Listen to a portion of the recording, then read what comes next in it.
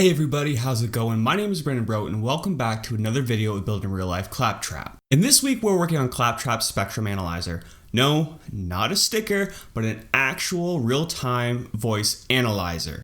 So buckle up and get excited because we're about to begin. Alright, so getting started in the beginning, all I really wanted was a display that was going to semi-accurately display audio, much like Claptrap does in the game. So I started investigating kind of the capabilities of Arduino and the displays that are used with that board, and soon came to realize that the resolution and display size just wasn't going to cut it for this build. Being familiar with coding in Python and knowing that that can transfer over to pretty much any operating system, that's the one that I decided to get started with. So I started coding, and after hours upon hours of typing and coding. Alright, I didn't do any of that. I'm not trying to reinvent the wheel. What I did do though was I hopped onto what I like to call YouTube Academy, and I found a gentleman by the name of Mark J. He has a great YouTube channel that covers a whole bunch of Python tutorials, and he was kind enough to share his audio spectrum analyzer code on GitHub. So after downloading his code and some of the libraries that were necessary to run it, I soon found out that I was going to have to make some modifications. In his code, he uses a library called Matplotlib.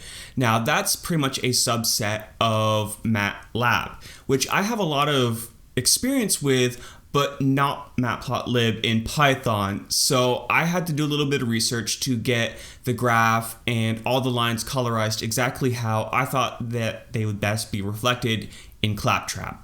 And with MATLAB, you can actually put an image in the background to make it look however you want, and that's what I tried to do, but I found out that having to refresh the screen every time with that huge graphic that made it look great dropped the frame rate tremendously and dropped the sample rate a lot, so it was actually not beneficial. It looked great when it was working, so I decided to ditch the fancy graphic and ended up with this, a real-time audio spectrum analyzer where the frame rate and the sample rate was high enough where it was nice and smooth and not all choppy.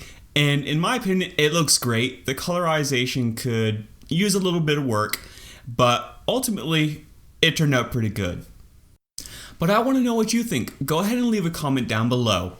Smash that like button and consider subscribing. Until next time, take care.